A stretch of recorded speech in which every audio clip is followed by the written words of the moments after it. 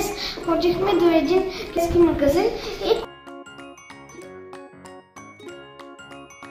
купихме китайна и да, меченце. Не меченце. Я го виж меченце. Дракон, кажи. О, щастие, дракон за щастие. За суши. Не. За косата. Тези бяха за косата, просто бяха близо до тези, които са... Тук са месеците. Желавам думите, например. Така, например, Март, Цан, Юе. Тия път, като отидеме, ще ги кажеш да видиме там. Ще разбера дали правилно ги казваш, не? Добра идея. Какво друго?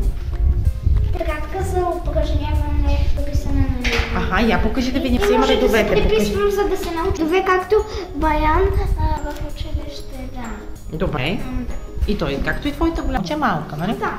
Добре. Не знам. Това са... Това какво казахме? Тигрова маса. Това е нещо, ако те болика или нещо такова. И... не. За късмет. Къде искаш да го закачим? В детската ми стая. Добре.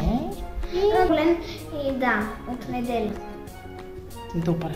2025 година. Само да знаете, че тази година че отдавна не бяхме правили. Ако не сте забелязали, ето казвам ви, вече знаете. И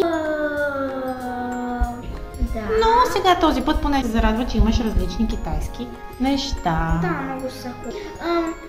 За да знаете точно на 21 януари. До скоро, ще правим отново хубави видеа. Чао!